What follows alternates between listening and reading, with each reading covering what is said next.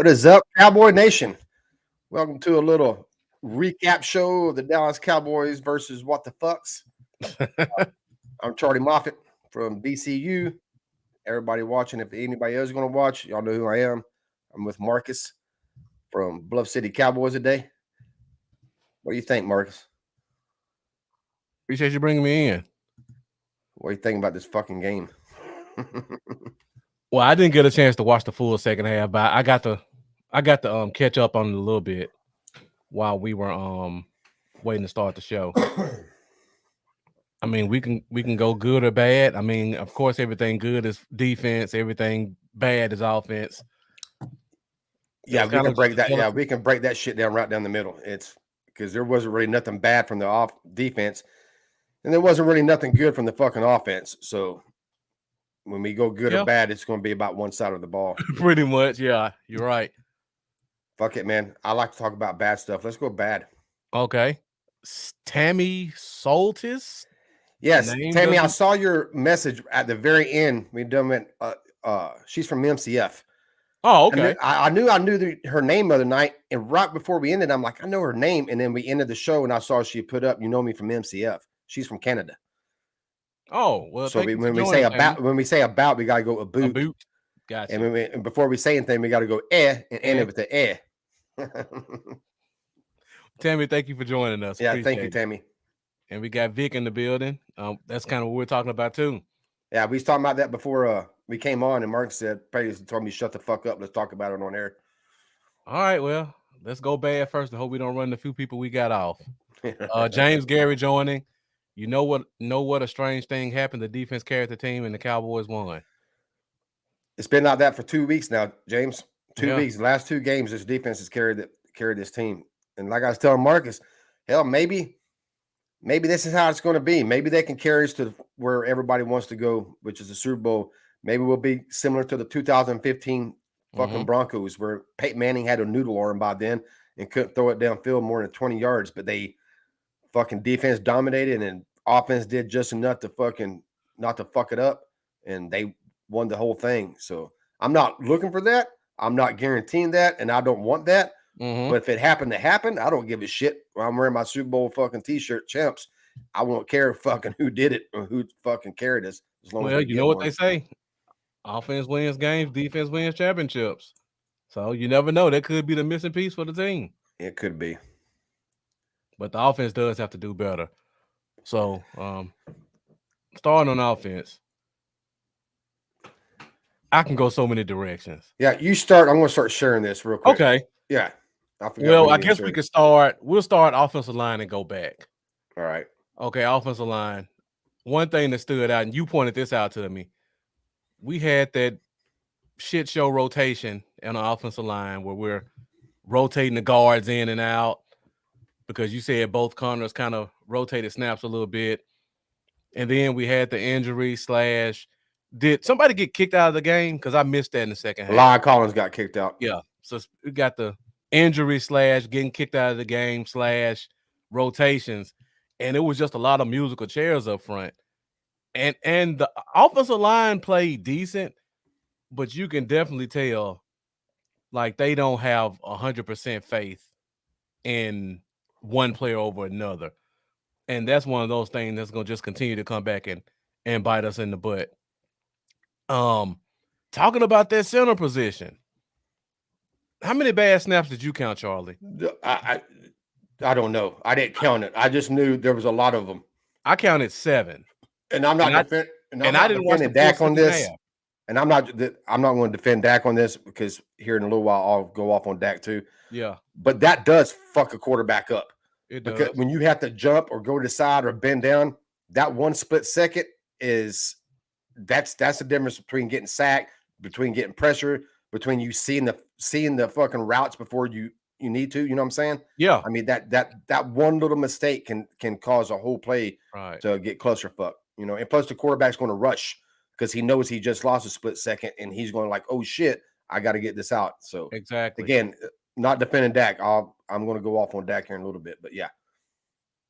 Yeah, but thinking back, out of the 7 that I counted, it was probably more because I didn't watch the full second half. I would probably say 2 of them really look like they affected the play.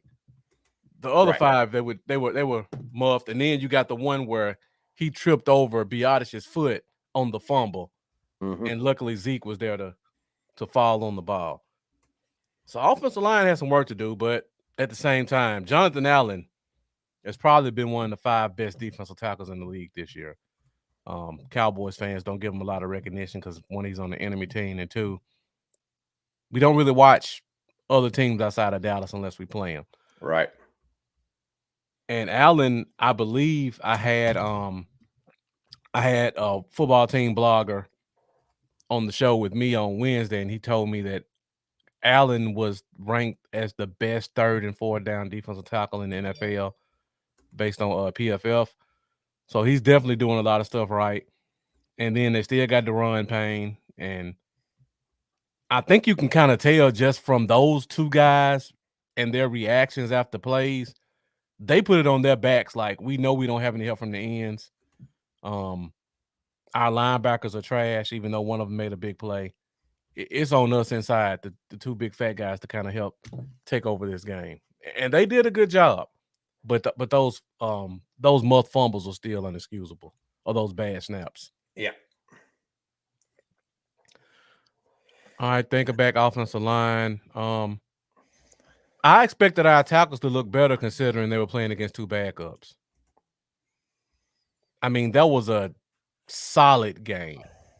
I expect Tyron Smith to just pancake Daniel Wise or him not even get close to Dak. And I don't even remember the other guy's name, what, Hill or Hill or whatever. Yeah, I can't remember his name. Yeah. I mean, he had a couple of wins over there on their right side, more than I would have liked, considering who they were and the quality level of our tackles. Outside of the switching in and out,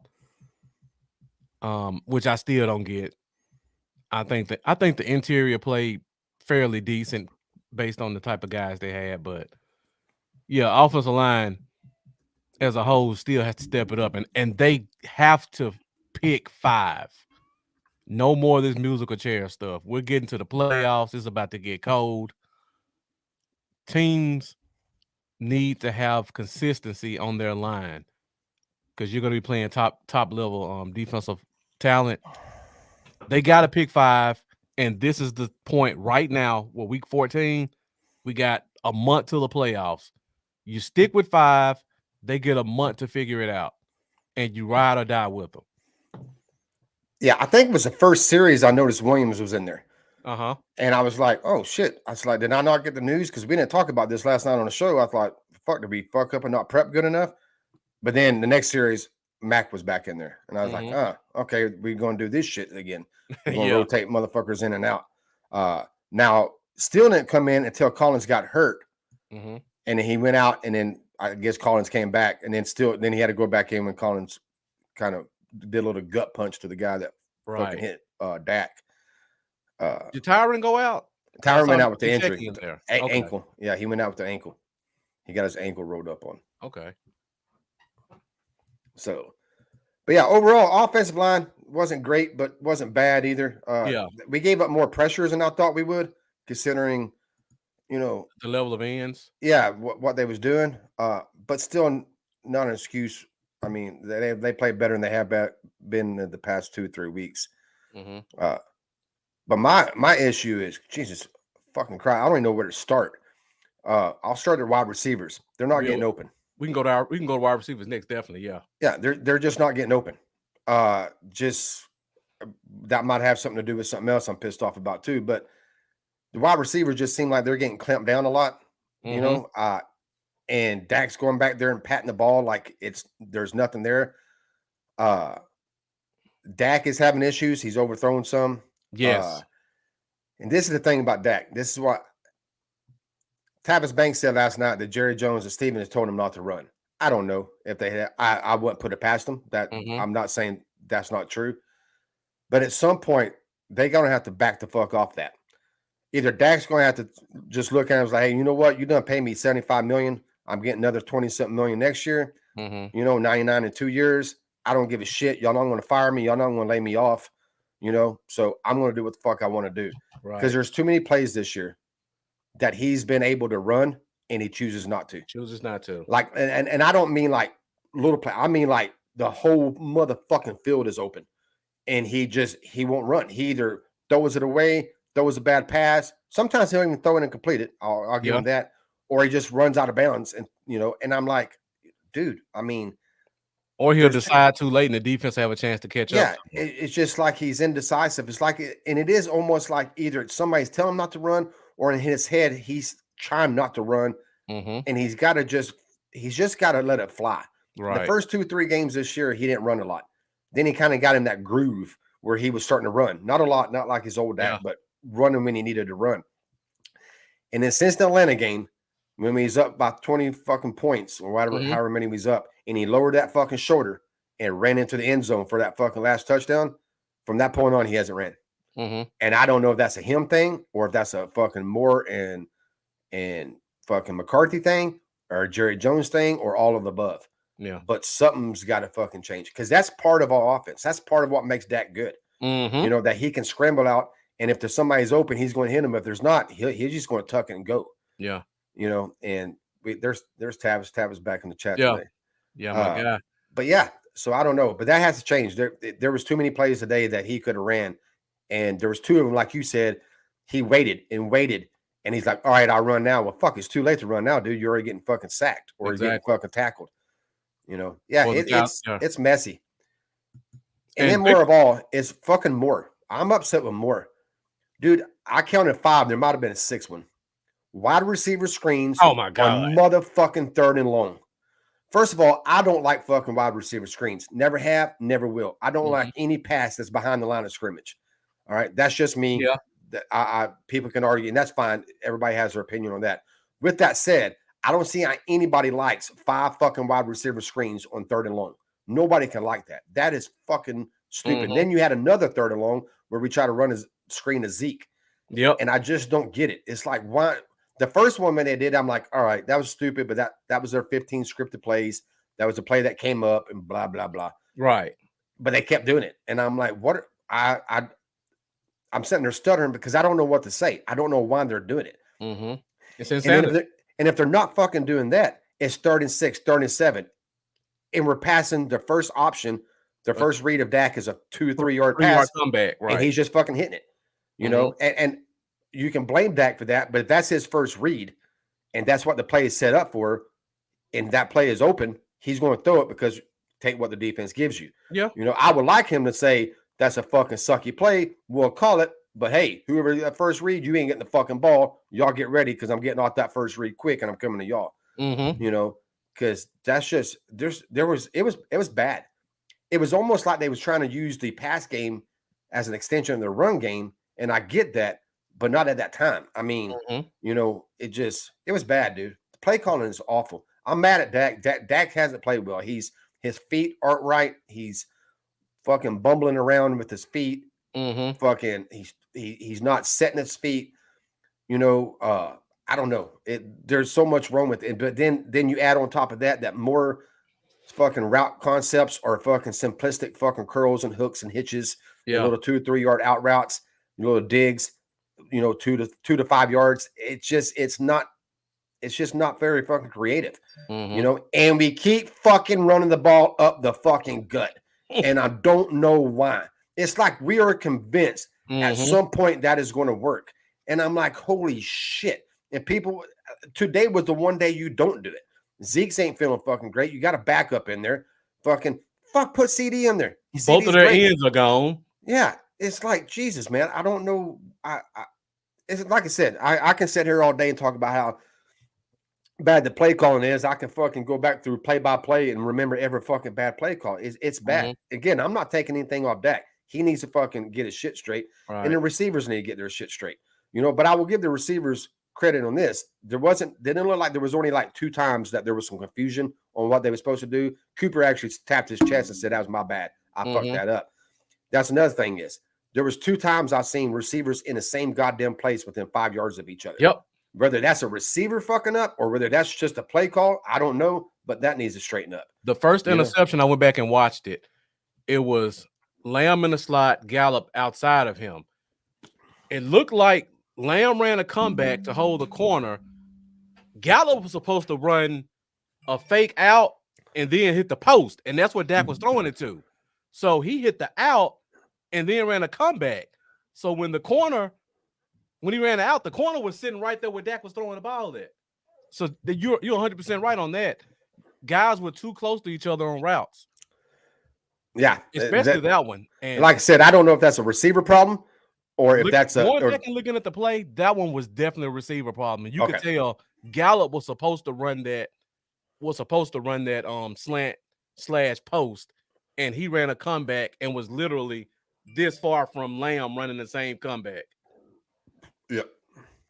Tavis, let me bring that comment up real quick because somebody just reminded me of that on Twitter. 27-20. Yeah, I have forgot all about the score. I don't really worry about it, because 99% of the time I'm wrong. Right. Somebody on Twitter, I don't even know, fucking retweeted my shit. Say, hey, this is 2 days ago. You hit it nail on the head. Yeah. I'm like, yeah, I'm not taking much credit for that because we didn't get the 27 the way I thought we would. Right. And they didn't get their 20 the way I thought we would. Yeah. So, yes, great. I got the score right. Yeah. It wasn't nothing how I thought it was going to go. Yeah, I had a 24-20. Yeah. But yeah, same thing. I didn't expect it to look the way it did. Victor asked a couple of good questions. He asked, say he doesn't watch a lot of film.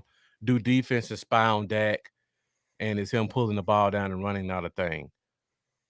Looking at this game in particular, I noticed 3 times where they spied Dak.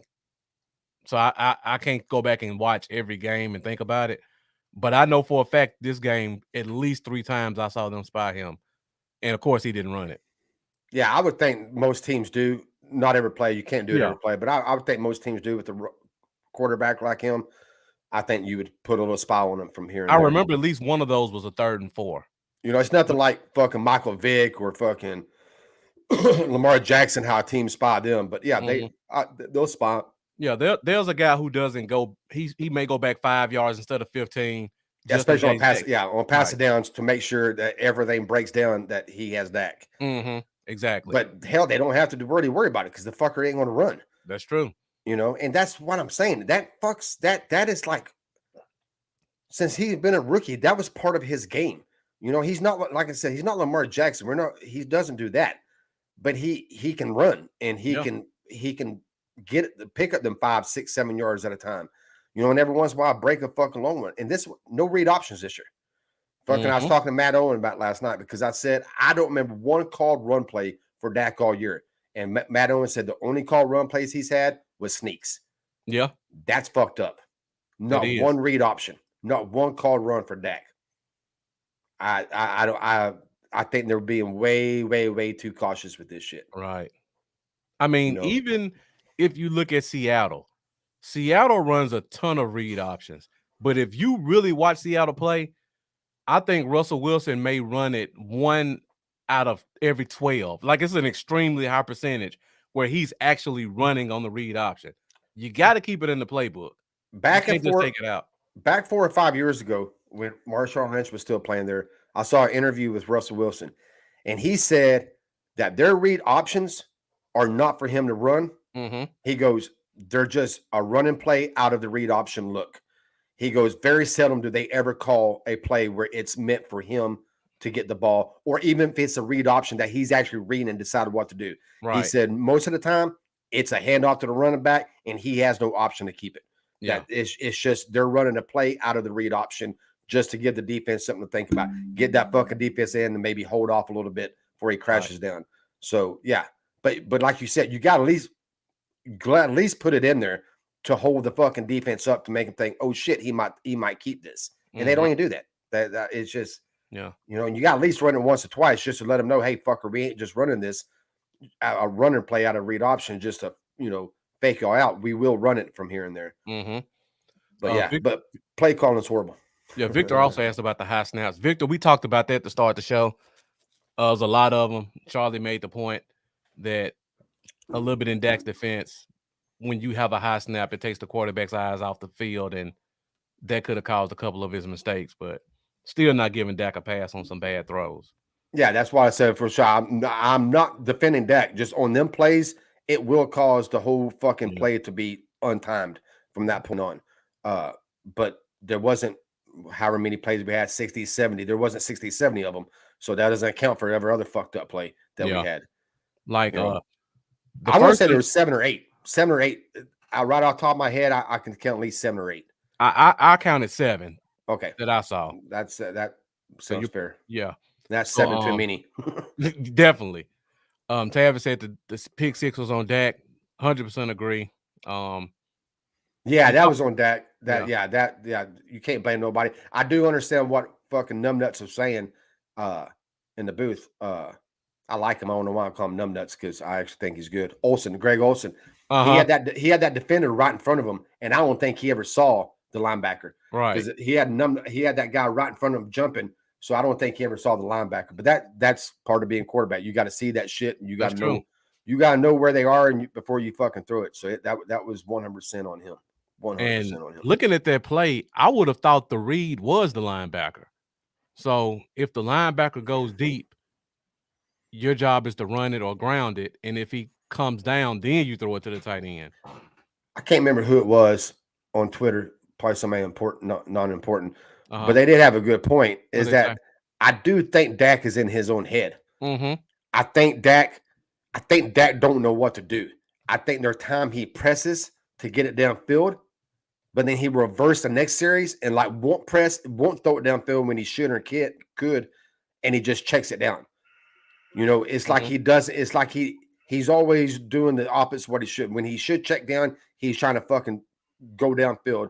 When he goes downfield, he should be checking it down. It's like he's in his own fucking head. Yeah. I'm trying to pull the playback up so I can rewatch it. They just showing his celebrating. Shoot. And there's always the case of injury. And Marcus brought it up in the chat about, is his ankle or is the calf still fucked up? This is the only reason I will push back on the calf and the ankle being fucked up, and that's what's causing it. It's two things. One, when he rolls out, he'll roll out and do that fucking Jordan throw. Like he'll fucking press off that ankle and jump in the air and throw it. If your fucking shit's hurting, and he does it multiple times a game, that to me would be a sign that if he couldn't do that, and he's doing that very easily, that's probably harder to do than just sit in the pocket and just fucking plant your fucking back foot and fucking throw, instead of having to run all the way to the outside and fucking do a Jordan leap and fucking throw the ball. Yeah. The second thing I'll push back on it is that since his injury, people say, well, since he's been back, he hasn't looked the same. That's not true. He looked like fucking God against Atlanta. And that was after his injury. And that's why we's all like, hey, we're back. Dak's fucking fine. This offense is back. It was just that one bad game. And then obviously it's been the next fucking 4 or 5, which wasn't true. We've been bad. So I push back on that. But I will say this. It is possible that he re-injured in an Atlanta game on that last play where he lowered his shoulder and fucking ran in. Yeah. Maybe he straightened it then. Maybe it's been hurting him since then. I don't know. But I'll still go back to it. Even since that Atlanta game, he's still jumping off his back fucking foot when he's rolling out to pass the ball. He is. And they're calling fucking called rollouts. So I would think if they're calling them plays and they know he's hurt, that wouldn't be a play they'd call. They're already not fucking calling run plays because of his last year's injury. So I wouldn't think they would fucking call a fucking rollout, constantly have him roll out if his fucking calf is still messing with him. But I think it's just him. I think it's him being in his head. I think it's more his play calling. I think there's no creativity. Yeah. They brought out a day about the separation. Our wide receivers are like 3rd or 4th worst in the NFL on separations. Yeah, I saw that. I don't go too much off that because separation, how that they count that, if a defender's playing 7 yards off you and you throw a wide receiver screen, well, when you catch it, that dude's going to be 7 yards off of you. So you get 7 yards of separation counted for that. And that's not really you getting open 7 yards. That's just the play call. Yeah. But either way, we're 4th worst in the NFL in separation. I think a lot of that has to do with fucking the play calling. It was a whole problem with fucking Jason Garrett's offense. When you run multiple curls, any kind of stop route, whether it's a curl, a hook, a fucking dig, fucking whatever you want to call them, there are a bunch of them. It's not really going to create a lot of separation, and there's not a lot of room for yards after the catch. Mm-hmm. So I don't know.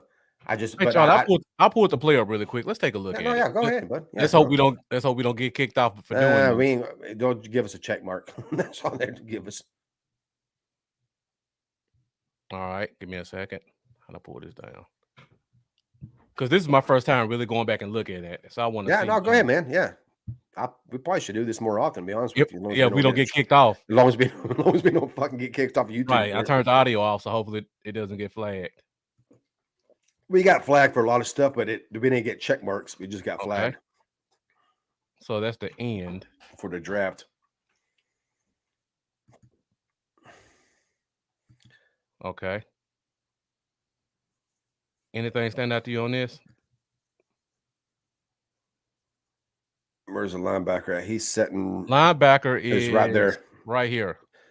Yeah, so he doesn't see him yet. He turns around. And linebacker's just running. Dak sees him right now. Dak's getting ready to throw it. Right. Got a defender in his face. Yeah. Hesitate a little bit. Yeah, he had to hesitate to try to get that defender to stop. Yeah. And he just, in some ways, maybe that's just a good play on the fucking linebacker, just reading it. But it's still Dak's got to do better at that. Because like right now when he's running, he's not looking back to his left for the defender. I mean, he's looking right at fucking. He knows. Right. See, that's another thing. That's pretty much his only read. That's his only read. Yeah. Other guys are just clearing it out for him. Yeah. And that's kind of what I was thinking. But I didn't know this was an end. This is one of those things where you watch the game live and you miss stuff like that. He pumped it right there. I think if he would have threw it right there, it would have been fine. But he had he had to stop because of the defender. Right. And then right there. See right there. See, he's open. Linebacker not there yet. That would have been completed. Then he had to stop and reset, and they gave the linebacker time to catch up. Yep. Yeah, that's what my friend Pat was saying, that he delayed it. That's why it got intercepted. Okay. Well, I told him, but he had to delay it because if he would have threw it before that, it would have got fucking tipped more likely and fucking knocked down. Because I mean, numbnuts is right. I always call people numbnuts. It's not an insult really, but fucking, I call them that all the time. Yeah, no. I just want to pull that up. No, yeah. We should do that more often. We'll see if we get flagged for that one. If we don't, we'll keep doing it. All right. I don't. But this is the thing. I don't mind getting flagged because, like I said, we got flagged for a lot of shit. But it's not check marks. Like when you get a check, that means you've been fucking copyrighted and you got a ding. And if you get 3 of them, they kick you off YouTube. But we have a bunch of shit that they flagged us for, and they'll tell us you're flagged, but you're not. It doesn't affect your account. You're okay. So them, I don't give a shit about them. They just can't be monetized. Like if we ever get 1,000 subs, they won't pay us for them. Which I'm not in this for the fucking money, so I don't really give a shit if they fucking pay me for my videos or not. I don't know why anybody. I don't think any fucking ad person wants to put their fucking ads on my shows with fucking F-bombs every other word. Maybe Pornhub. Maybe they'll fucking put an ad on there, or that fucking Manscaped shit where you shave your balls and shit. Maybe they would. Can you hear me still? Yeah, I can hear you, buddy. Okay. And Twister Gorilla, of course, they don't care. They're cool. All right, see the views are still going up. Yeah. All right, guys, you got any questions or comments? Let us know what you think about the game. Anything you want us to talk about? Since we did the bad, let's talk about Parsons, dude. I'm in the mood to talk about something good. Okay, well, let's cover. Oh no, go ahead. I'm sorry. Go ahead. Zeke, what do you think about the backfield? Oh, I mean, we're pretty much stuck with what we had with him because Clement didn't look good at all to me. I mean, I think they did what they could do. I mean, when your fucking offensive coordinator is saying, "Hey, let's run it in the teeth of their defense," like we did last week. You know, they got good fucking tackles, good linebackers. So let's just run it right at them because that's what you do in the NFL. Is you try to establish run against their best part of their defense because that's just fucking smart way to do things. So yeah, I don't really blame Zeke. Anybody, like, you know how I am. Running backs don't matter. I've always said it's up to the offensive line. It's up to the passing game, how the running game works. So if the running game ain't working, I'm not blaming the running back. I'm going to blame the fucking passing game, or I'm going to blame the fucking O-line, or I'm going to blame the play calling. And in some cases, like today, I'm going to blame all 3. So Zeke can only do so much. You're right. Clemens can only do so much. Pollard, if he was in there, can only do so much. You know, I mean, you can't really run Zeke to the outside right now because I don't think he has the speed right now. Not because he's slower and fucking going out. Don't get me wrong. I'm talking about he's fucking hurt. You know, So yeah, I don't know. I thought their game plan should be like what it was against Tampa Bay, and it wasn't. So there it is. But yeah, I agree. It was smart of them to put CeeDee Lamb in the backfield when they did toss plays because that was about the only way we could hit them. Yeah, like I said, we did it last week too. Like we kept running into the teeth of their defense, and I'm like, why are we doing this? I'm not really a run the ball person, anyways.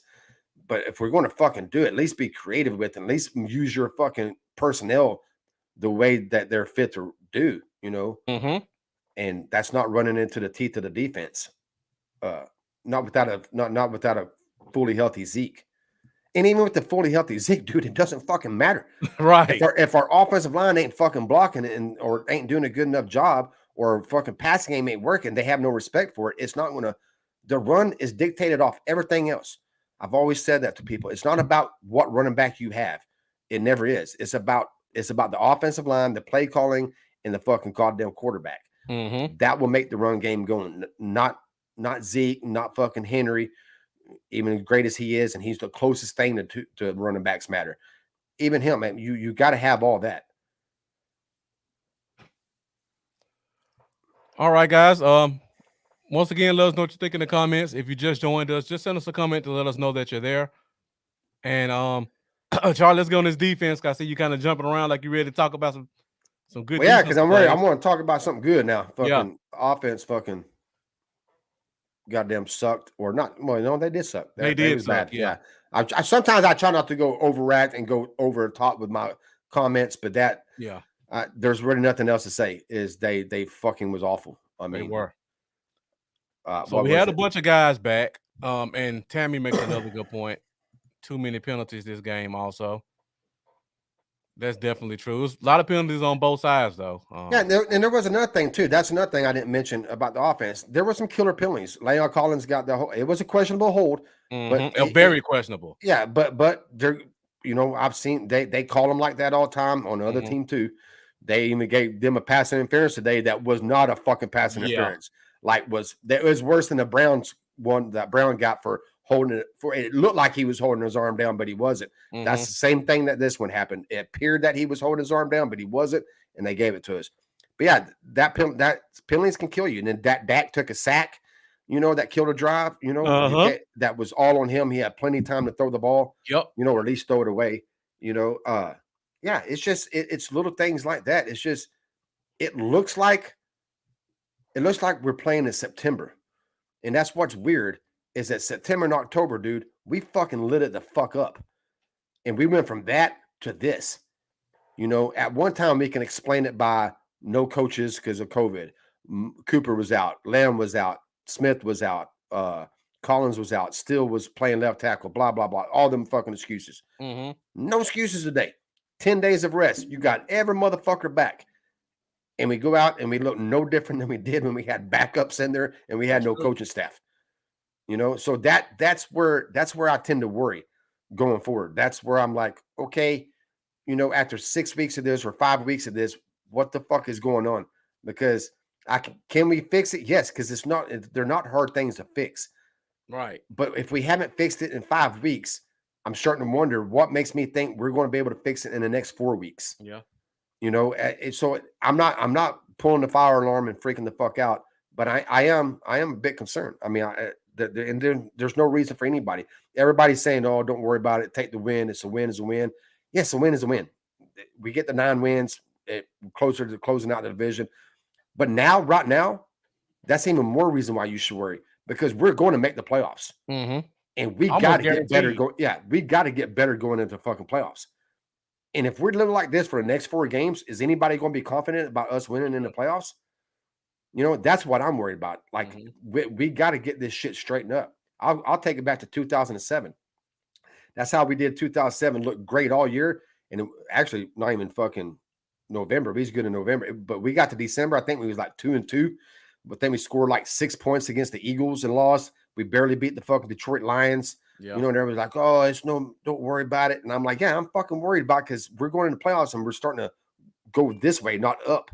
And then we played Washington last game of the year that year. And Romo and them only played like a quarter and a half. And while they played, they looked like pure shit. Yep. You know, and everybody's like, oh, no big deal. I'm like, no, that is a big deal. If you're going to put them out there and they look like shit, that's even worse. Shit, don't even play them if they're going to look like that, you know? Don't give them no fucking reason to fucking. Then that's when they went to Cabo, and we know the rest of the story, you know? So, yeah, I do worry. I want to see a good December. I want to see us in December, next 4 games, fucking, you know, get our shit straight, you know, and fucking go into the playoffs on a fucking hot streak. Because it's just not going the way I want it. I guarantee % McCarthy was right. He took his team to the what the fuck? Yeah, no, yeah, he did. I mean, we got the W, so he didn't look dumb. So, you know, and like I said, I predicted 27-20. So it meant why the score ended up the way I wanted it to, or I thought it would, but the outcome, how it actually got to that, I didn't fucking envision a pick 6. I didn't envision our fucking defense just clamping them, and I didn't envision our offense kicking 4 field goals. Right. I mean, we scored that 1 touchdown off a fucking turnover. So we had the offense giving up a pick 6. Yeah, and we gave the ball to them. They gave the ball to us on the 41-yard line. So we had 41 yards to go. You know, so I didn't envision that. You know, I actually envisioned our offense actually doing that. And if our defense didn't step up and stop them on the times that they got the turnovers, this one could have been a different game also, because they didn't score off those 2 other interceptions they got. Yeah. All right, so we've been kind of sneaking talking about the defense quite a bit. Let's go ahead and hop all the way into it. One thing that stood out to me, the defensive tackles look very good. I mean, Gallimore made a big difference. You can see the level of penetration against the run. You can see our edges getting one-on-one matchups on the outside. You even saw Michael Parsons, where his sacks came from the inside, was because that defensive tackle took up 2 linemen, which is something we haven't had here in a while. So Neville Gallimore came in and made a big difference. You could tell Osa was a little bit more rested because he wasn't playing so much. Hill did good too. Tristan Hill came in, and he's been playing with a pretty high motor lately. He looked good when he came back the first time before he slapped the motherfucker in his mouth. Fucking got suspended for a game, you know? Yeah. So defense, dude. Fucking dude, I love it. I fucking love it. I'm a defensive guy. I know I don't ever talk about it anymore because I'm in analytics now, but growing up, that's all I played.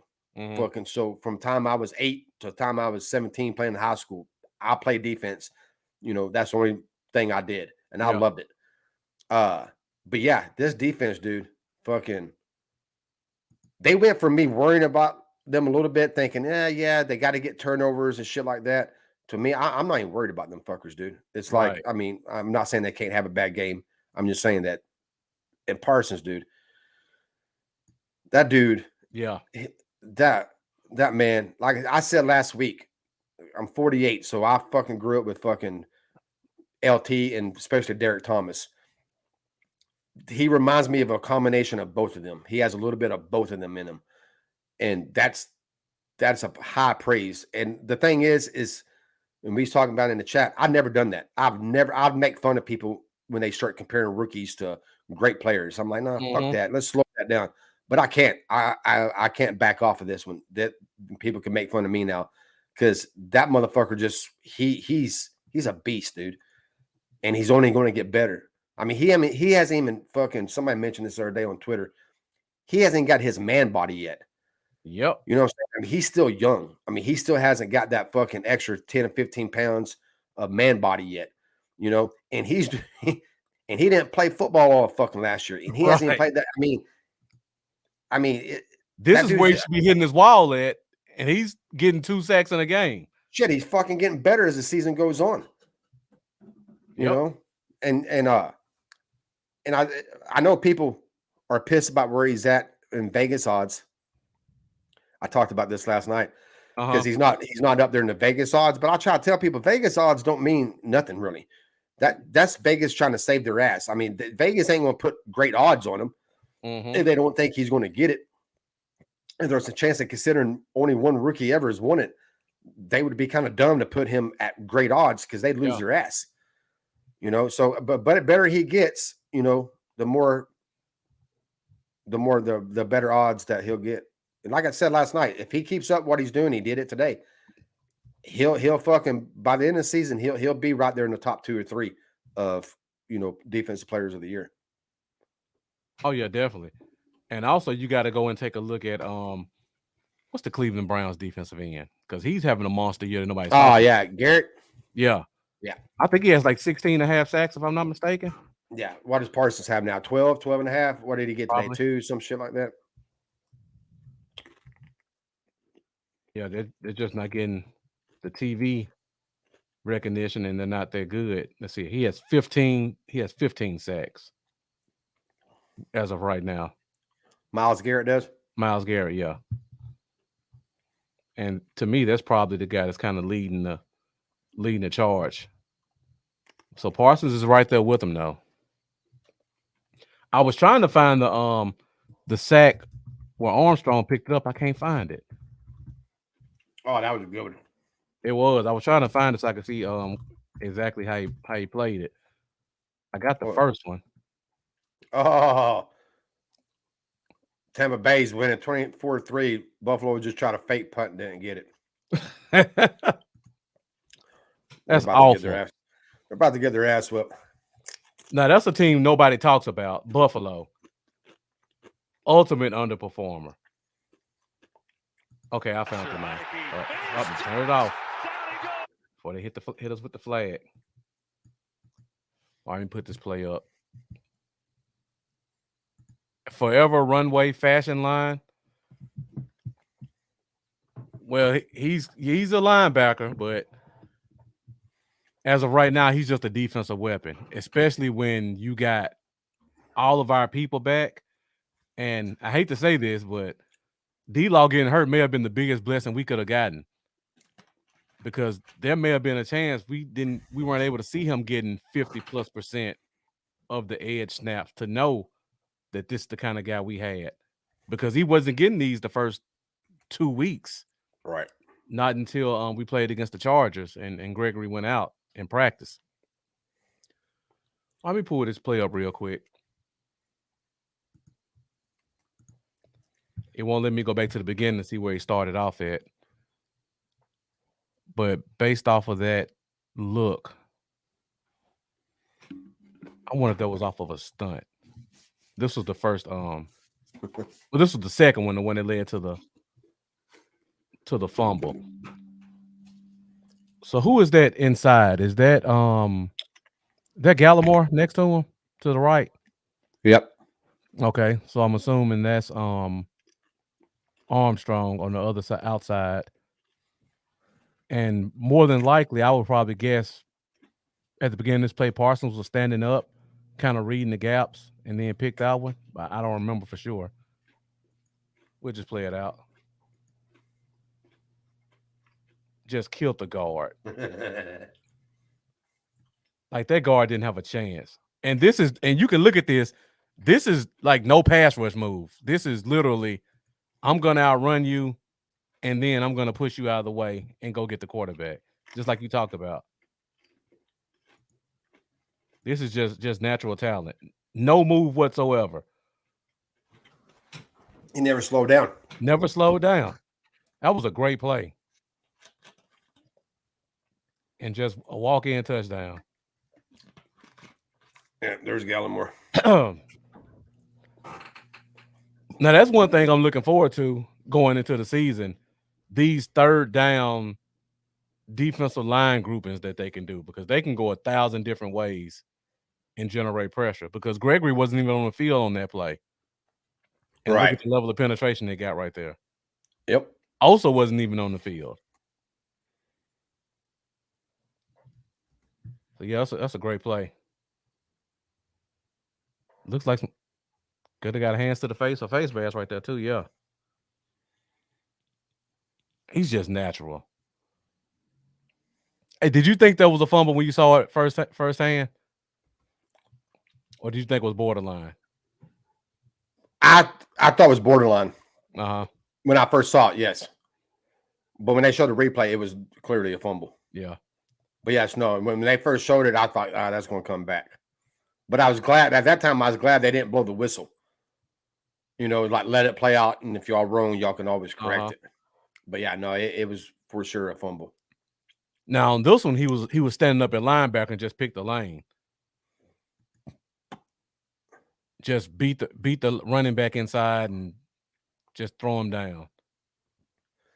He's a beast, dude. That's what I was saying. It doesn't really matter. It don't matter where you line him up at. You know, I've always said just don't pigeonhole him. You know, I know some people want him, you know, full-time edge rusher. I don't. I want him full-time playmaker.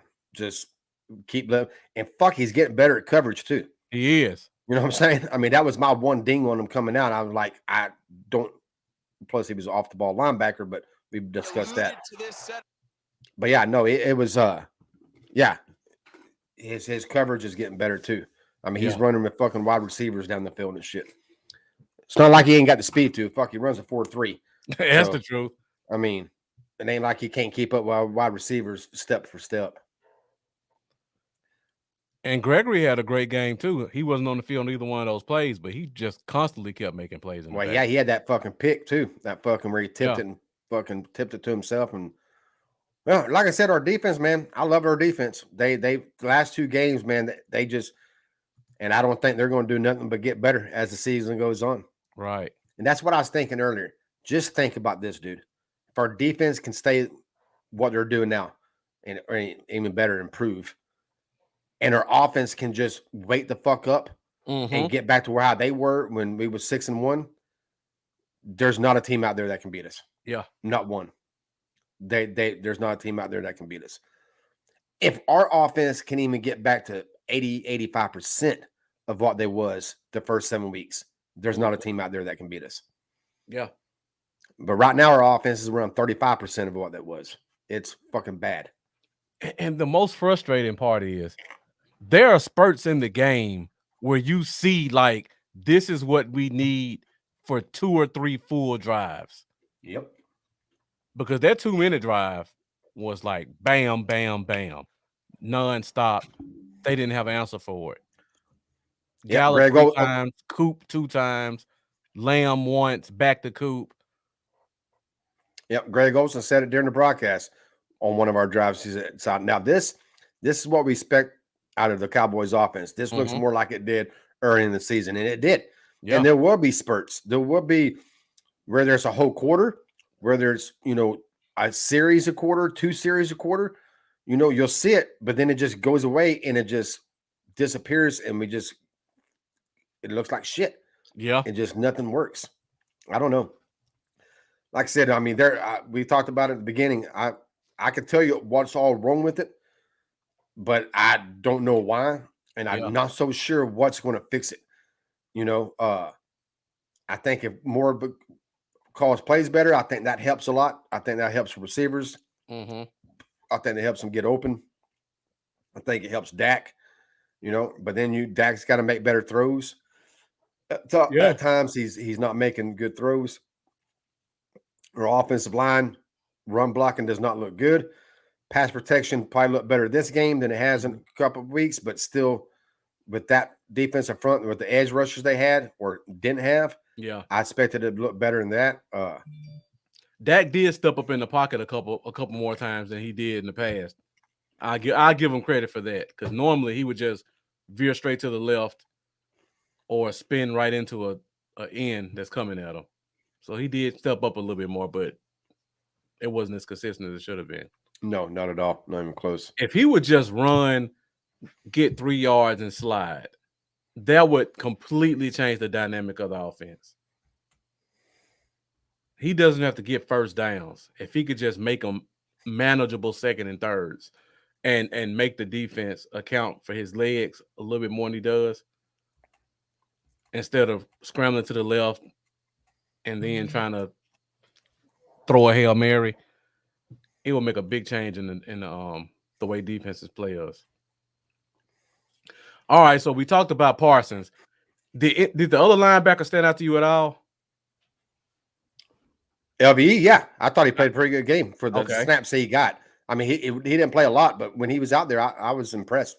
I was going to bring up the same thing. You're right. Yeah, somebody said that was the best game he's definitely the best game he had all year. I would say that's the best game he had probably since 2018. There was one last year, I think, against Minnesota. I remember thinking he played very well in that game. But yeah, no, it's definitely the best game. Yeah, he played. I was not mad at him this game. I wasn't bitching about him. Yeah, he stepped up too.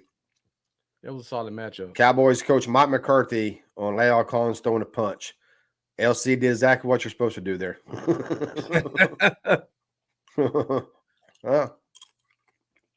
He threw a little. It was a little uppercut. I don't think people saw it at 1st.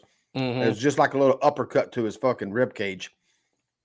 I think he's actually going for the uppercut to the chin, but he ended up fucking hitting him in his fucking rib cage. Yeah. It wasn't a hard punch or anything, but it was. He did throw a punch. You think they're trying to suspend him? Yeah. Well, maybe they might just fine him. It's hard to say because since they did get a penalty for it and he did get kicked out of the game, usually, not always, but sometimes they'll let that take care of the suspension part and they'll just fine him. So we'll see how it goes. They didn't suspend the Giants receiver, did they? They just fined him. Yeah, he was injured in this game, I think. He didn't get suspended. So, yeah, we'll see. It wasn't like a haymaker or anything either. So, and it wasn't after the game like Tristan Hill. And it wasn't after the game like Tristan Hill. So we'll see. I guess the only thing left to talk about is the secondary. Thought they did good. Very impressed. Diggs falling whatchamacallit all around the field. McLaurin. Yeah, that was really impressive. I'm glad you brought that up. Yeah, you even put him in the slot too. Inside. Yeah. Yeah, he followed him into the slot and everything. So yeah, I'm guessing that was the first time he did it to anybody this year. I can't remember him following nobody that much. Definitely. Not into the slot. I think that was more personal. Diggs saying, I can't get that taste out of my mouth from last year. I doubt we see it again, honestly. Yeah. I think they have some type of personal thing going on. And he just wanted to get his payback. Yeah, I thought they all played well. I know Brown, he got burnt that one time. He got lucky. Yeah, he did. And then he had a couple fucking passes he should have picked, and he didn't. You know, but hell, Curse had one he should have picked, didn't. Diggs. Lewis missed one. Diggs missed one. Fucking Parsons missed, I guess, two in a way. One definitely one. The other one was tipped 2 times before he tipped it. But yeah, no, they all, I mean, they was all around the ball all fucking day. Yeah. And this is my point of why, like on Twitter, Wedge Buster is going to be on with Rika Tuesday. Okay. And a few weeks ago, he was worried about the division. So I feel like I could talk about this because we'll talk about Tuesday like I'm talking about him behind his back. Yeah. And I'll talk about it on Twitter anyways. He was worried about fucking the division 3-4 weeks ago. He kept posting the division standings like y'all talking about first round seed and see we need to be worried about the division. I never said anything to him because I'm not big on Twitter. But today he did it again. And I was like, well, my personal opinion. He's still concerned about the division? No. Oh. He was talking about how when he said that, people was tell him not to worry about it, blah, blah. You have to see the tweet. Yeah. And I told him back then, I said, when you was worried about the division, there was no reason to worry about the division. It was an overreaction. I was like, at our very worst this past 5 weeks, we was still better than anything in our division. And the Washington, almost calling that, Washington football team was 4-0. And their 4-0 stretch and our 5-game stretch, 2 and 3, we were still better than them. That's why I didn't worry about the division. And we showed it today. Yeah. Our offense was not up to par, and we still won.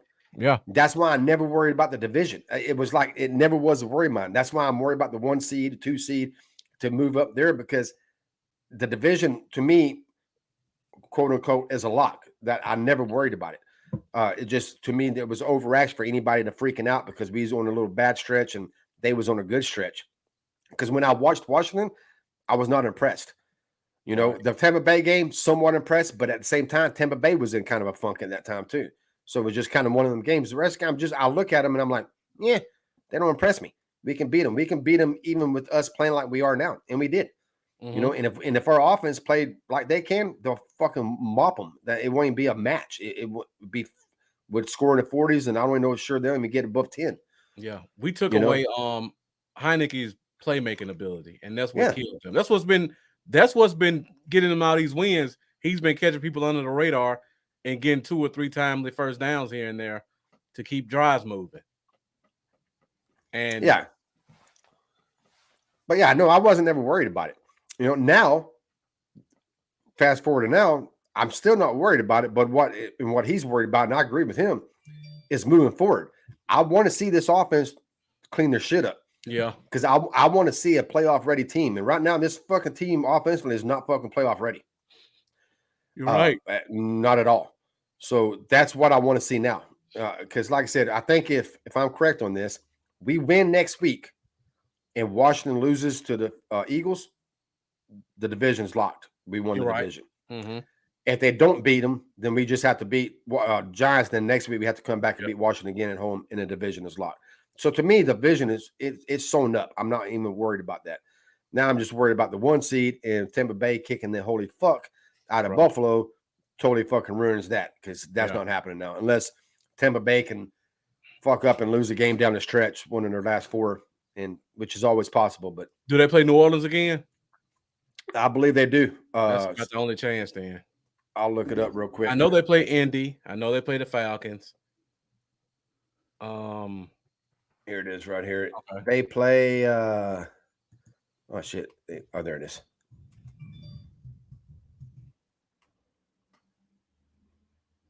They played New Orleans next. Okay. At home though. Okay. And then they got to go on the road and play Carolina. Not going to happen. Got to go on the road and play the Jets. That's not going to happen. Definitely not going to happen. And they end the season with Carolina. That's their next 4. New Orleans, Carolina, New York, and Carolina. If they win today, and they are, because they're kicking the shit out of them. Yeah. New Orleans is the only chance we have of, because it's a division rival. New Orleans kind of has had their fucking. You don't think Cam has one more in him? I guess I just had to put it out there. I mean, I don't see it. But... yeah, I mean, like I said, like we talked about before we came on, anything is possible. Yeah. I mean, this year, and not just the any given Sunday. This year, it's like any given Sunday for sure, because some weird shit has happened this year. So I won't rule it out. I'm just saying, I always tell people, I go with the probable, not the possible. And the probable is they're fucking going undefeated for the rest of the season. They're going 4-0. That's a probable. But yes, it's possible that New Orleans can sneak up there. Carolina plays them twice. Maybe they can, get lucky once. The Jets, I'll put big money. They're not beating fucking Bucks. That is not, which it is at the Jets. So maybe it's snowing, and some crazy shit happens. So, I'm just trying to pick something here, dude. I'm just trying to find a way they can lose one. But I don't think they are. And so if they don't lose, then it's fucked, because it don't matter what we do, because we'll lose the tiebreaker to them. Unless there's a 3-way tie. Well, no, they'd have to lose. Yeah. Yeah, they would have to. They'd have to lose one. So no, they're. I don't see it happening. So in best case scenario, we're at 3. I'd have to run a simulation again, but I think we can get the 2. I think we can get a 2 without not the Cardinals. Would it be the Cardinals and the Packers? If Packers lose one more and the Cardinals lose one more, and then we beat them and we end up in a 3-way tie, I'd have to run a simulation, but I think we get the 2.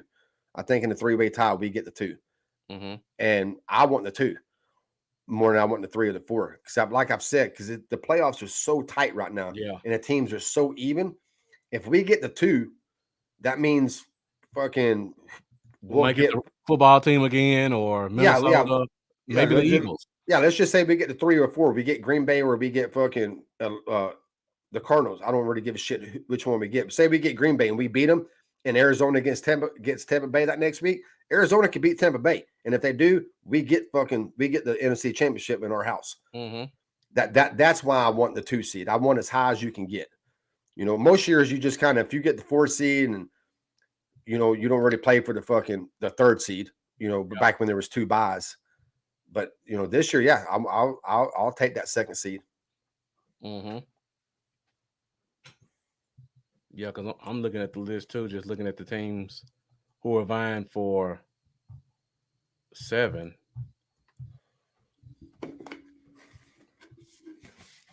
There must be a lot of people live or something right now. Our viewership went down big time.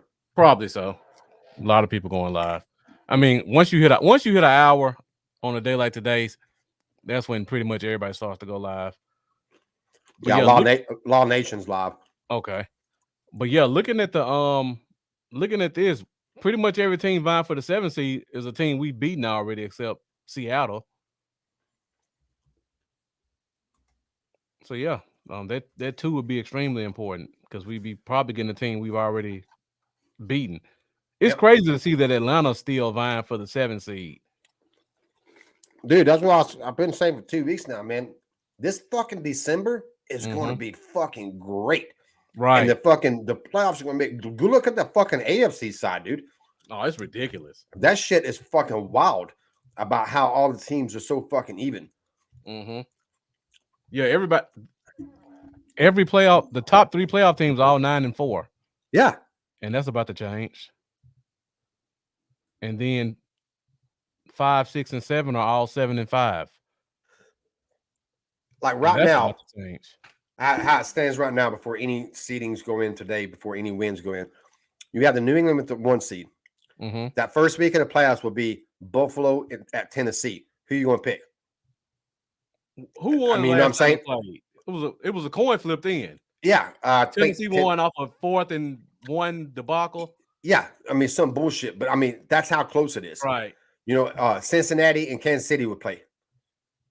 I know Kansas City's home, and I know they've been a 6-game winning streak, and today they look like they fucking just beat the shit out of them. But again, I don't know how it looked because, you know, if you look at our game, it looks like our offense did good, and it really didn't.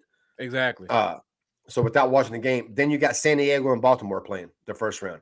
Who you gonna fucking pick there? I mean, I'm always going with home teams. My point is, it's anything. Yeah, it's a coin toss.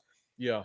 You know, and then you can make an argument for the underdog in all 3 of those scenarios, and it would be a strong one. Exactly. And them teams are 9-4, 7-5, 7-5, 7-5, 8-5, 9-4, 9-4. And then going out of there to fighting for the last place is you have Cleveland at 7-6. You have Indianapolis at 7-6. They just destroyed Baltimore today. Yeah, you got Indianapolis at 7-6.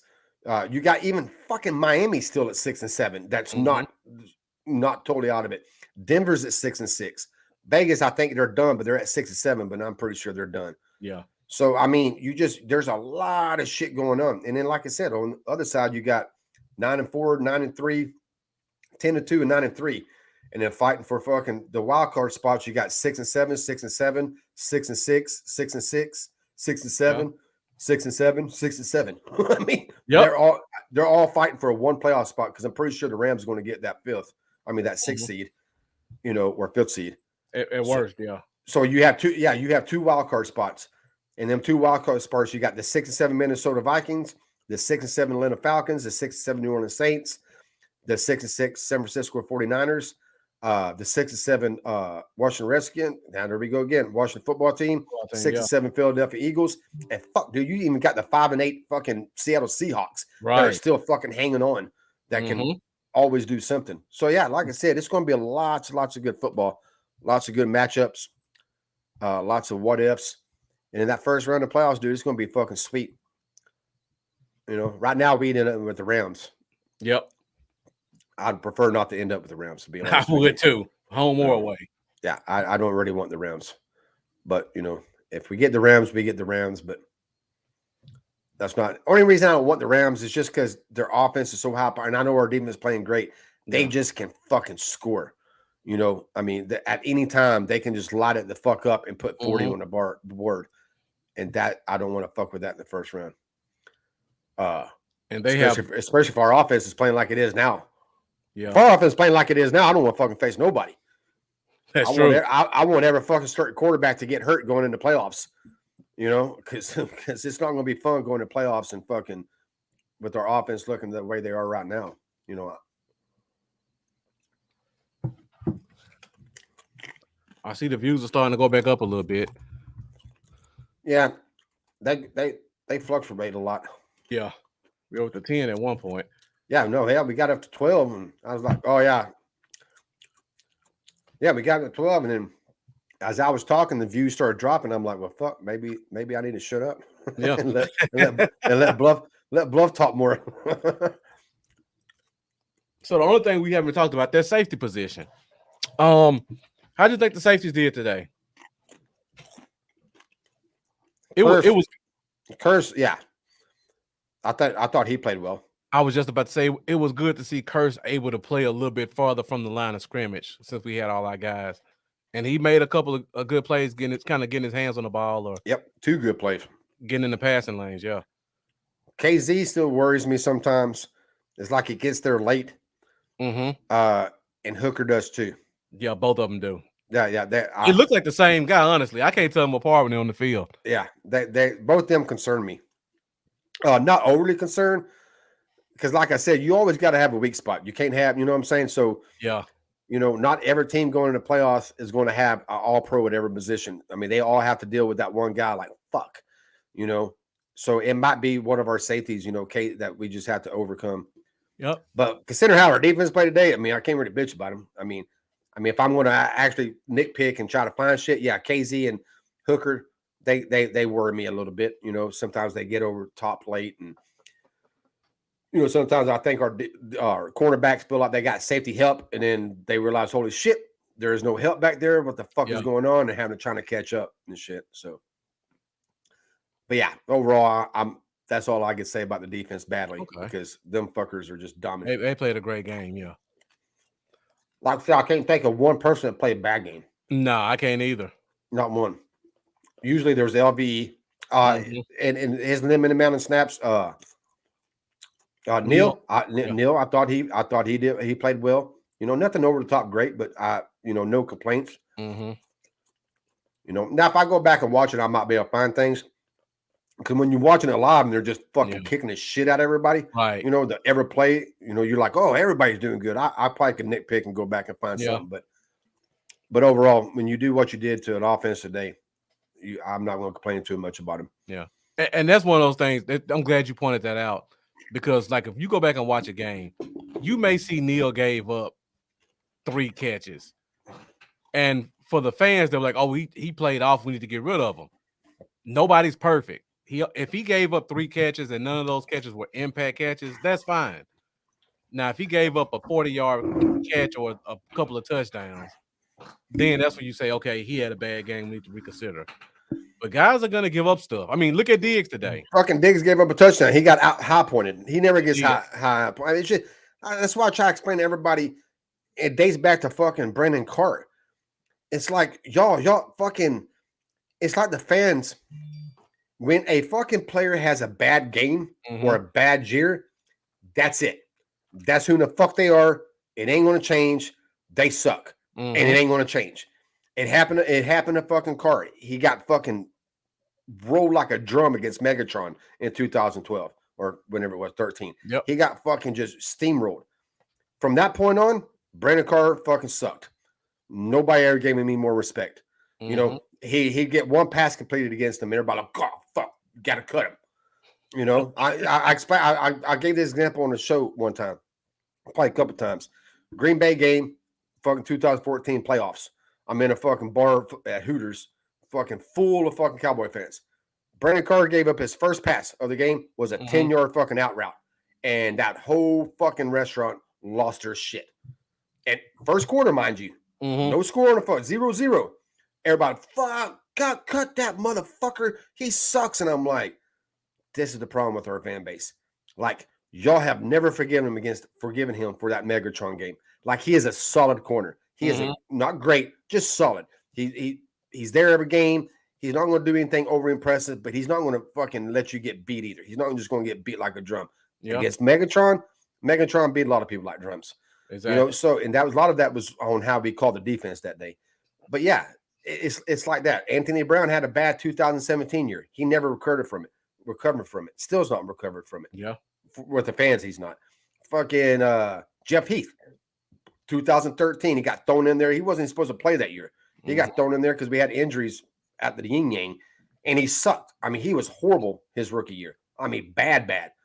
But he never was that bad again. But as far as the fans are concerned, 2013 was who the fuck he was, and nothing was going to change their mind. Them guys have to play at an all-pro level.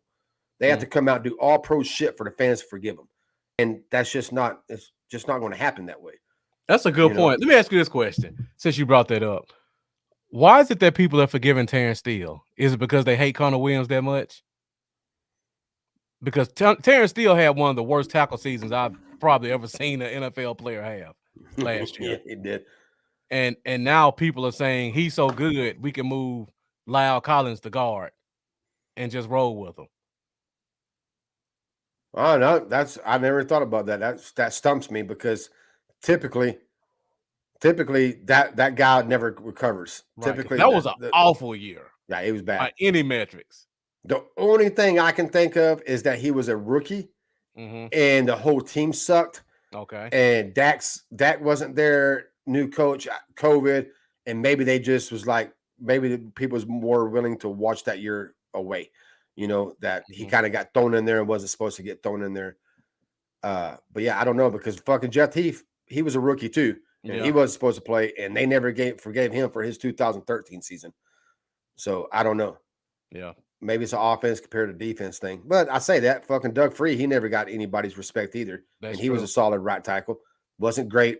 Weakest link. Well, fuck yeah, fucking pricks. We got 3 All-Pros. Right. Somebody's got to be the weakest link. I mean, can't have. We just drafted Tyron Smith, who was a top 10 pick in any other draft, probably have been number 1 or 2, and that's the guy you're replacing him with. Yeah, he's not going to compare. Yeah, and so he gets moved to right tackle, and everybody just like, fuck, he sucks. I'm like, dude, he don't suck. If y'all can find somebody better, sure, that's an important position, but just don't think you can just. Fans just want to throw him out, like just bring anybody. That's the problem. Just bring anybody in. Don't matter. If they don't like him, fucking he sucks. Throw him out there. Throw whoever's a backup, just throw them in there, and they're guaranteed to play better. Doesn't always work out that way. In fact, very seldom does it fucking work out that way. Yep. So yeah, and it's just not the Cowboy fans. It's all fans. They're fickle. It is. It's true. They're just fickle, and they just don't. Fans, when you're watching a game, you don't want one pass completed. That's true. You don't want a fucking touchdown. You don't want to drive more than fucking 10 yards. You don't want no first downs for the other team. You want to go 0-13, 0 points, nothing. And you want your fucking offense to score every fucking play, every fucking series. You want a touchdown. Touchdown. And nothing's going.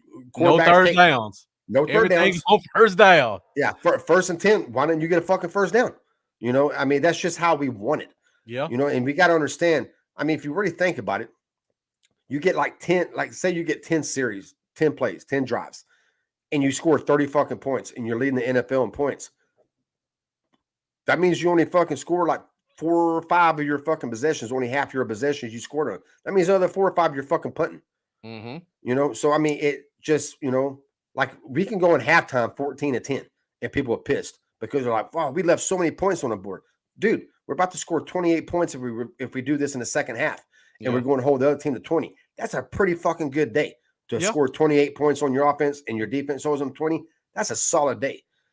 I mean, all teams leave points. I mean, unless you fucking score every drive, you're leaving points on the board. I mean, at some point you left points on the board. So yeah, because I find myself doing that, but I go by halves. When we get to halves, I'm looking at the score. I'm like, all right, if we duplicate this, what would happen? So if we're up fucking 14-7, I'm like, all right, cool. 28-14 in the game. I'm good with that. If we're up 17-10, fucking great. 34-20. That's a great win. That's how I try to do. I try to break it down by halves, like to compare it. If we do this in the second half, what would the final score be? And most time it's not bad. Now, if we only score 7 points, then we got a problem. Yeah. Then I'll be pissed. So. All right, guys. The comments got pretty quiet, so I guess me and Charlie about to get out of here in a minute. If you're still here, let us know you're here. Real quick, Charlie, I don't want to touch on anything you're going to hit on Tuesday. Any early thoughts about the Giants game? No, you don't worry about that. No, to be honest with you, I haven't even thought about the Giants game yet. I think we'll win. I'll go ahead and put that out there for our next keeping it with Joneses. I'm going to pick us to win. But other than that, no, I don't. The Chargers are currently beating them 37-13. Yeah, that's a bad team, dude. But it's a division rival and blah blah blah. And I get that, and I'm one of the ones that preach that all the time. Division rival games, I always say I don't worry about how we win it, just win it. And so that's why I'm happy with today. And if it was just that, then I'd be okay with that. But since it's been 5 weeks of this, that's what worries me. Yeah. You see what I'm saying? I mean, I don't really like if we was say 9-4 right now, and 2 of the bad games was at the front of the season and a couple in the middle, but the last 3-4 games we've been hot and we've been doing good, then yeah, the 27-20 against a division rival, weird shit happens, Dak doesn't play good. Then I'm like, okay, hey, this happens. But this has happened now for 5 weeks in a row. That's what concerns me. And the Giants have an underrated good secondary too, in my opinion. I think they're very underrated, especially at their safety position. Yeah, we'll see. Like I said, we mollywopped them the first game. So yeah. That was at home. You never know. I mean, that's next week. Fucking, it could be snowing. Weather can be fucked up. All kinds of shit, dude. I fucking, not that anybody listening lives there, but anybody in Kentucky, Illinois, fucking prayers out to you for that fucked up shit y'all been dealing with. Yeah, that was pretty rough. I thought we had it bad. Yeah, that was bad, man. That was some sad shit on the news. I hate to see that. I'm scared of fucking death of storms. I ain't gonna lie. I'm 48 years old and I talk tough, but if fucking thunderstorm comes through, I'm telling you right now, my ass is fucking puckered. Fucking, I do not like thunderstorms. I've been like that since I was a kid. Fucking tornado warning comes out, my ass is just fucking nervous as fuck outside, looking around, looking up, like I'm gonna fucking outrun one or something. Right. But I at least want to know when one's coming. Yeah. That's why I hate them at night, because you ain't gonna see it, but you're gonna fucking hear it. And that's the worst, especially like in Memphis. Our power was out Friday night, and we just heard sirens all night. It sounded like they were right on top of us. So the house was pitch black. There was no sound. All you heard was just sirens and wind blowing. That's a scary feeling. I can only imagine what they went through in Kentucky. That little town, I think it was Mayfield, Kentucky, or something starts with the M, that got fucking hit hard. That reminds me, because it was 6,900 people in that town. Yeah. And I got 6,900 people in my town. It reminded me of my town, how it's old. The downtown's old with the courthouse and all the old buildings fucking built back in the 20s and shit. It looked just, and it fucking wiped it out. Yeah. And I was just thinking, with me driving, because even though I've only lived here 6 years, I was born here, my family lives here. If it wiped it out, dude, that'd be so sad. Because I mean, there's so many fucking memories and all the old buildings and shit. I can't imagine it. That would fucking suck. Yeah. I just looked up, at least 80 killed. That's Well, that one in that little town, they have a candle company where they make candles, and the whole fucking building collapsed. And there was like over 100 people in there working that night. Yeah. So yeah, like I said, I give up fucking prayers to y'all. What's up, J Tuck? Thank you for tuning in. We're just about to sign out in a few minutes. We just talking about all the horrific storms that hit over the past couple of days. Yeah, I see the Mayfield candle factory. Yeah, there you go, Mayfield. I thought I got it right. People in the factory, and so far only 40 have been rescued.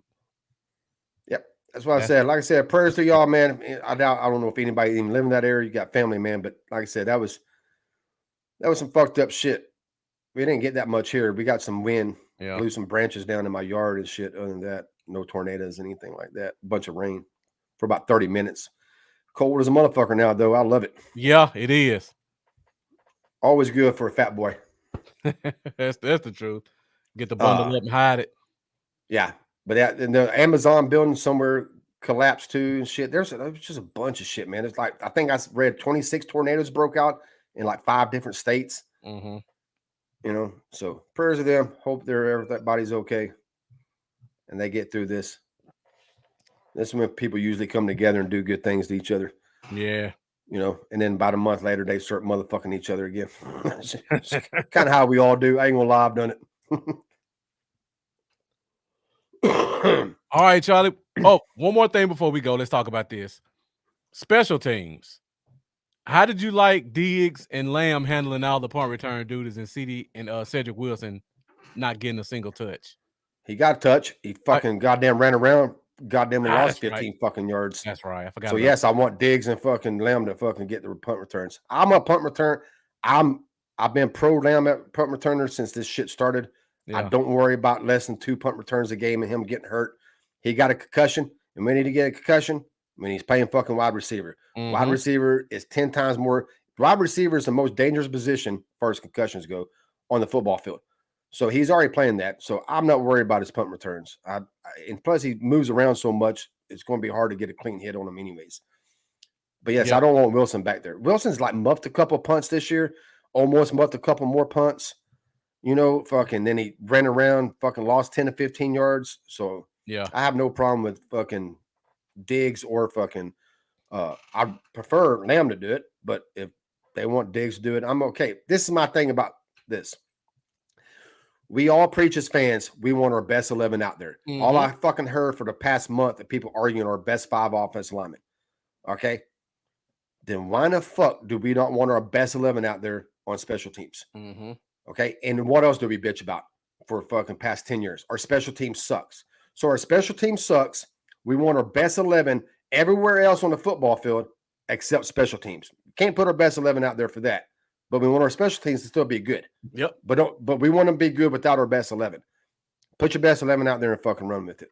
Let the chips fall where they may. I agree. So, that's just my opinion. I see Rika woke up from her nap. Thank you for joining us, Rika. But we're just about to get out, so we appreciate the view while we got it. All right, y'all. That's pretty much it. Yep, that's it. I guess let the people know what you got going on this week.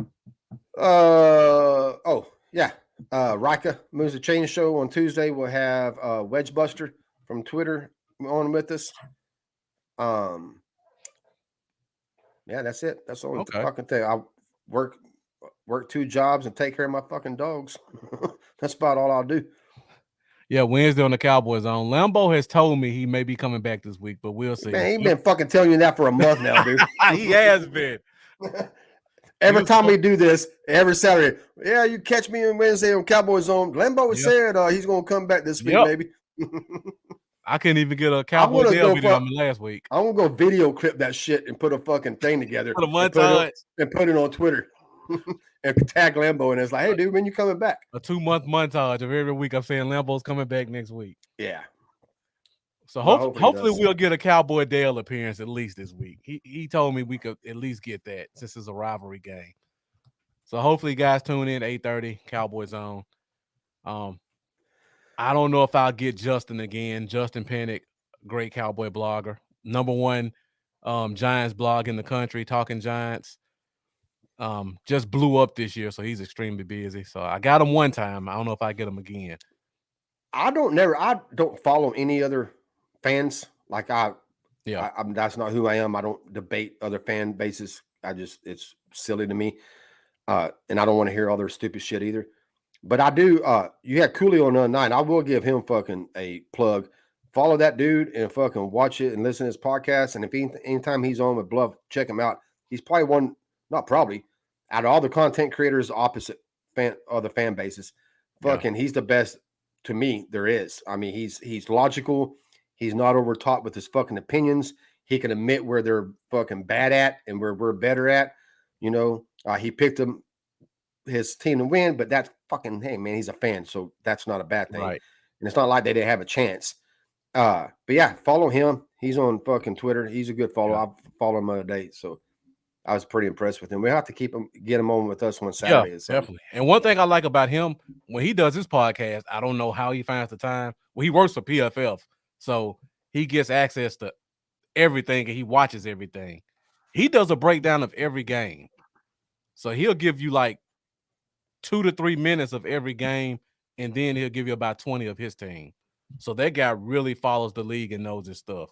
He has a real good perspective on what's going on around the NFL. Yeah, I enjoyed listening to him tonight. I seen him one other time on your show a few months ago, or it might have been even longer than that. I can't remember when it was. I just remember when I saw him, I was like, I've seen this dude on Bluff Show before. Yeah, he's a good guy. We've had him a couple times. Yeah, we'll get him on with us. Probably be me talking about matchups against the Giants, and we'll probably do some of the stuff we haven't done all year because Lambo's been gone, over under game predictions, bold predictions. So come check me out Wednesday, 8:30 Central Time, Cowboys Zone. Yeah, check Rocket out Tuesday, 7 p.m. We'll have Wedge Buster on. Yeah. And my co-host Eric is coming back. So we will Dallas Cowboys Uncensored will come back, but he's only doing it part-time. He's putting a new intro video together for us. Is it a secret on when he plans on coming back? No, he hasn't. He said he can only do it part-time. So yeah, okay. I thought we talked about it in the chat. Maybe we didn't, but yeah, he's coming back. It ain't no secret. It ain't no breaking news. If it was yesterday, I was so crazy I didn't even read. It was a couple days. It was a couple days ago. Okay, but yeah, he'll come back and try to do a couple shows with us and shit like that. We'll probably do at least one more Dallas Cowboys Uncensored show, and then at the end of the year, I'll decide what I want to do with it next year. Probably fucking, I don't know. I'll keep it around. So, or just let Rika take over the whole channel. All right, guys, with hour 25. Thank you guys who joined us at the end. Full-time kids, thank you for joining us, tuning in, giving us that view. If you guys haven't done so already, you can find me, Bluff City Cowboys, YouTube, Instagram, Facebook, Bluff Cowboys on Twitter. Charlie, you're Cowboys Uncensored everywhere pretty much? Everywhere. Got a group, got a page, got a Twitter account, and on YouTube. It's all Dallas Cowboys Uncensored. All right, guys. Got a lot of Cowboys content. Thank you guys for tuning in. Thank you guys for checking us out. And we look forward to hearing from you this week. Enjoy this victory. Should be plenty more to come until we hit the playoffs. Oh, that's so fucking sweet. If only it were true. If only it was true. All right, guys. Have a good night. Later, y'all.